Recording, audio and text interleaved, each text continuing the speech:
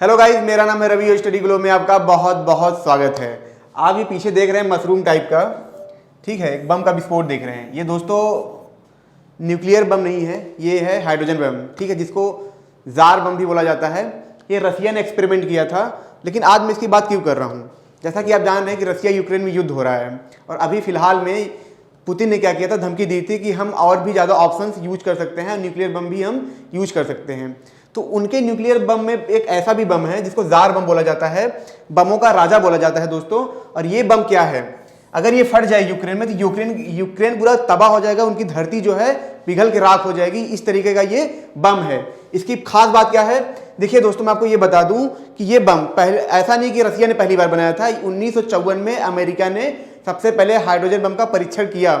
साथ ही साथ मैं आपको ये बता दूं, उस वक्त क्या था, जब आइंस्टाइन की डेथ हो रही थी, वो मरते वक्त उन्होंने ये बोला था कि उन्होंने कितनी बड़ी गलती की है कि न्यूक्लियर बम जो बन गया है, इससे उन्होंने ये भी बोला कि मानवता के लिए बहुत बड़ा खतरा होगा। और उसी वक्त क्या था कि न्यूक्लियर की रेस चालू हो चुकी थी, क्योंकि जैसे ही अमेरिका ने बनाया न्यूक्लियर की रेस चालू हो चुकी थी। हर कोई देश चाह रहा था कि न्यूक्लियर बम बनाए।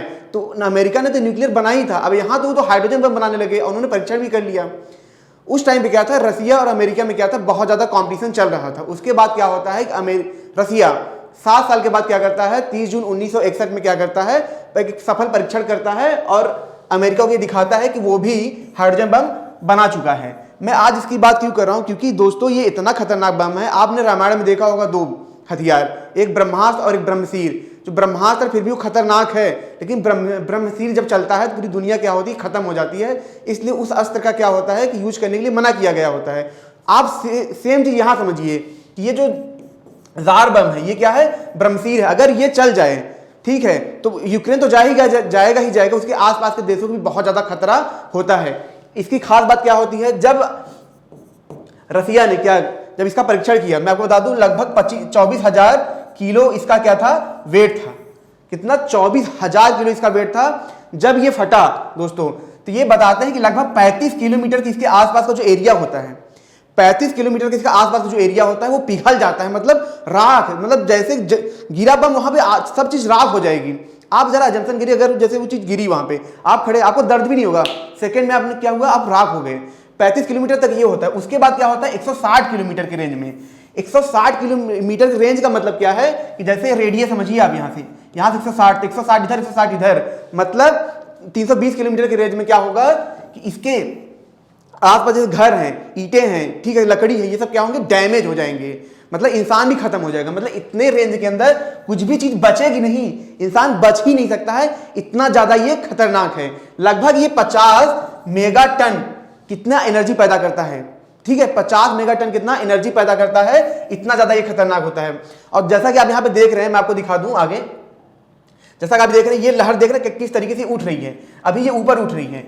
ये दोस्तों बताऊं, जब ये इसका विस्फोट हुआ था, ये लगभग 60 किलोमीटर तक, कितना, 60 किलोमीटर तक ये ऊपर उठी थी, ठीक है, 60 किलोमीटर ऊपर उठी। यहाँ पे जो मशरूम का शेप बनता है ना, यहाँ पे जैसा कि आप देख रहे हैं, ये मशरूम का शेप बना के एक छतरी की तरह से आगे उठता है। ये भी लगभग 50 से 60 किलोमीटर कितना ब्रॉड हो जाता है। ये समझ लीजिएगा बादलों से ऊपर भी ये चला जाता है, इस लेवल पे ये विस्फोट होता है।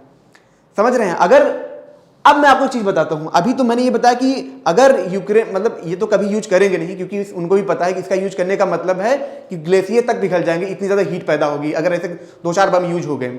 आप समझिए कि जब नागासाकी में ये बम यूज किया गया था, नागासाकी में जब ये बम यूज किया गया था, उस टाइम पे जो न्यूक्लियर बम यूज किया गया था, ये जो जार बम है उससे 3800 गुना ज्यादा है, मतलब 4000 गुना ज्यादा इफेक्टिव है, इतना ज्यादा ये है। उस टाइम पे जो जापान थी उसकी पॉपुलेशन थी 7 करोड़। इस टाइम पे यूक्रेन की जो पॉपुलेशन है वो कितनी है, 5 करोड़। उस हिसाब से देखा जाए, अगर ये बम फट जाए, कम से कम 7 से 8 बार यूक्रेन को खत्म कर सकता है। मतलब एक बार नहीं, 8 से 9 बार, 10 बार ये उनको खत्म कर सकता है, सिर्फ एक बम। इतना ज्यादा ये खतरनाक है। और मैं आपको दोस्तों बता दूं कि मतलब जो रसिया में एक्सपेरिमेंट किया था, उनका नाम था एंड्रयू खारसेव करके उनका नाम था। वो वही साइंटिस्ट जो इस प्रोजेक्ट को लीड कर रहे थे लगातार। और सबसे खास बात क्या है दोस्तों, सबसे खास बात यह है, अगर ऐसे बम, जैसे मान लीजिए कि अगर परमाणु बम यूज हुआ, ठीक है, और मान लीजिए अदर देश भी इसमें कूदते हैं और वो देश भी परमाणु बम यूज करते हैं, तो सबसे बड़ी दिक्कत क्या होगी? आपको ये लग रहा होगा कि हीट से मर जाएंगे। नहीं दोस्तों, ऐसा नहीं होगा। इसमें क्या होगा, हम हीट से नहीं ठंड से मरेंगे। आप सोचेंगे अरे ठंड से मरेंगे, हाँ आप ठंड से मरेंगे। मैं आपको समझाता हूं कैसे आप ठंड से मरेंगे। देखिए, जैसे मान लीजिए हमारी धरती है, यहाँ पे क्या हुआ, यहाँ पे बहुत सारे परमाणु बम फेंके गए। अब हर देश, कई देश परमाणु बम फेंक रहे हैं, बहुत भयानक बम, हाइड्रोजन बम यूज हो रहा है। तो होगा क्या कि यहाँ की जो धूल मिट्टी है, जैसे वो जब गिरता है, धूल मिट्टी जो कण होते हैं वो क्या होते हैं, धुआं जो होता है बहुत तेजी से ऊपर उठता है। अब मान लीजिए कि इस लेयर पे क्या हुआ, धुआं बहुत ज्यादा यहाँ पे जमा हो गया, बहुत ज्यादा जमा हो गया। अब क्या है, यहाँ से जो सन की लाइट आ रही है, आप देखेंगे ये अंदर आ नहीं पाएगी, रेडिएशन अंदर नहीं आ पाएंगे। और दूसरी चीज क्या है, ओजोन लेयर भी हमारा खत्म हो जाएगा। अब ये लाइट जब अंदर आ नहीं पाएगी, ठीक है, तो नीचे क्या होगा, नीचे क्या होगा, आप जरा सोचिए, हीट मिल ही नहीं पा रही है, नीचे क्या होगा, चीजें ठंडी होने लगेंगी, प्रोडक्शन खत्म होने लगेगा। आप देख रहे हैं यहाँ पे क्या आ रहा है, प्रोडक्शन खत्म हो रहा है। और धीरे धीरे, ये एक थ्योरी है, क्योंकि जब वहां पे, मतलब इस थ्योरी पे क्या था कि जब मतलब नागासाकी में जब बम यूज किया गया, तो वहां पे ये देखा गया कि जो धूल मिट्टी ऊपर उठ रहे हैं, तो नीचे की जो जगह है वहां पे रेडिएशन नहीं आ पा रहे। तो ये एक अनुमान लगाया गया कि अगर परमाणु बम युद्ध होगा तो सिर्फ उसी टाइम की जनरेशन खत्म नहीं होगी, मतलब आज की जनरेशन वही खत्म नहीं होगी, आने वाले टाइम पे कुछ भी पैदा नहीं हो सकता, क्योंकि रेडिएशन अंदर आ ही नहीं सकता, फोटोसिंथेसिस होगा ही नहीं, तो इंसान, मतलब आगे की पीढ़ी भी आगे नहीं हो पाएगी, छोटे छोटे ऑर्गेनिज्म भी खत्म हो जाएंगे। इस तरीके के ये खतरनाक बम ये काम करेंगे। और मैं आपको दोस्तों ये बता दूं कि उस थ्योरी में ये भी बोला गया कि जैसे मान लीजिए यहाँ पे धूल मिट्टी आ गया, अब मान लीजिए अगर बादल बारिश भी कर रहा है, तो जो बारिश होगी उसको ब्लैक रेन बोला गया। ब्लैक रेन इसलिए बोला गया, जो पानी गिरेगी वो क्या होगा, काली होगी, क्योंकि पूरे धुएं से लिपटी होगी। तो ये भी सिचुएशन वहां पे पैदा होगा।